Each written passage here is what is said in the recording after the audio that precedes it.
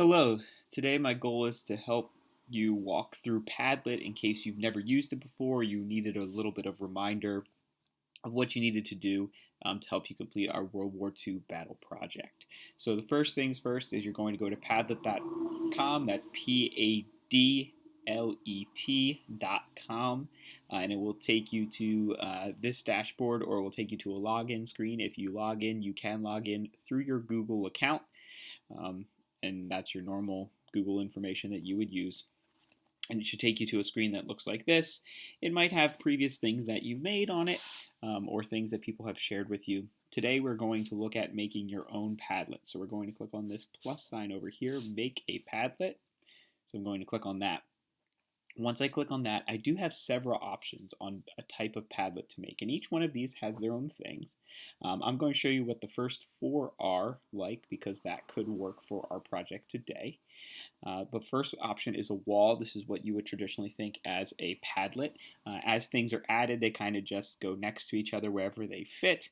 And as you can see, we have different lengths and sizes. Of images. Canvas is an interesting one because it allows you to make things move freely around the screen, and it allows you to also connect different things. So if you have two boxes that you want to connect and draw an arrow between the two of them, you can do that. Stream is what you would typically think of as a social media, possibly web page or app that you might use where you just are simply scrolling down and it's one thing right after the other. If you have multiple contributors, of course, they would all be in a row just like this. The last one I want to show you today is grid. Grid is useful if you want things a little more orderly, but you like kind of that wall look. You'll notice that there are 4 columns here, and they all kind of end at the same spots before the new row starts. And even if one's a little bit longer, the new row won't start until the longest one is finished. So once again, any of these 4 work for today. These other ones are interesting for other projects you might do. Shelf keeps things in columns, so if you have things in categories. A back channel is kind of like the stream where people are talking and commenting. Map is good to show location and change, and timeline is good to show change over history.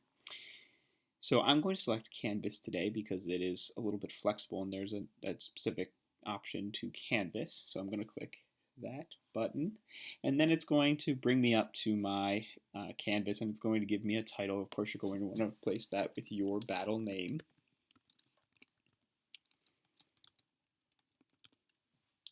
And then description, you might want to be more specific, but you're going to give it a brief description of Battle of World War II or something like that. You can scroll down and there are more things to do. You will get a unique address for your Padlet. You can change the wallpaper, so if you don't like this wood idea, you can change it to a solid color, gradient, textures, patterns, pictures, or of course you can add your own by uploading. They have a variety of pictures here. Hopefully you find one that's appropriate to what you're doing. We can use this map here because of course this is World War II. Below that, you have options to change the scheme, so you can change the coloring of what your boxes look like, the font, and then if you want other people to post, do you want that to display their name? Do you want to allow comments? Do you want them allowed to give things like stars or grade, etc., and then content filtering to require approval and things like that. But when you are done, you click Next, and you're ready to go. You have the opportunity to click Start Posting. And what you may have noticed is that this little plus sign has appeared down here. This is how we add something. We click, and it adds a box for us. There's a title spot and description box. So, for instance, one of the questions we asked you is to identify who was in the battle. So you might say sides of the battle as your description, and then down here you could write who were in the battle, which sides were fighting, which troops were fighting, etc. So you have the opportunity to give a little more description in a sentence form down here. In addition to adding words, you can add other things as well. Specifically, we'll be looking at pictures. There are 4 options that are here, but if you click on these 3 dots, there are more options that go along here. So you can see there's lots of things to do, including taking a picture of yourself, filming a video, voice, screen recording, etc. We're going to focus probably on the first 3 for images and maps. So if you wanted to upload or find an image to put on your Padlet, you could do any of these 3 things. The first one, upload, if you find an image on Google, you can save it to your computer, and then you can just find it and upload it by clicking on that. Link requires you to find the image's link. So for instance, if I went over to this Google image search that I already did, and I find something I like this D-Day memorial, looks interesting, I could right-click on it and click Copy Image Address. What this will do is it will take the link from that image and put it in my clipboard, and then I'll just simply paste it here, click Save, and you'll see once it's loading, the image will pop up there attached to this post. You can also drag and drop, but the results might vary depending on if it's a link.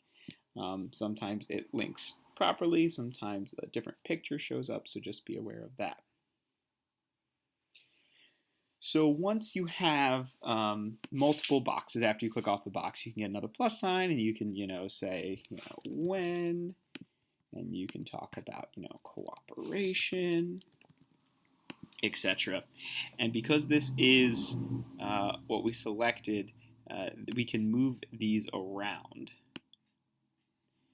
Now, depending on what you select, you may or may not be able to move them around freely, but these we can move and connect. So if we click on the 3 dots, we also have this option to connect these different posts. So if I say connect sides of the battle to cooperation, I click the connect button, and now I have an arrow connecting these 2 items. So hopefully this helped you understand a little bit about Padlet. I want to show you very quickly is how you can submit this to your teacher.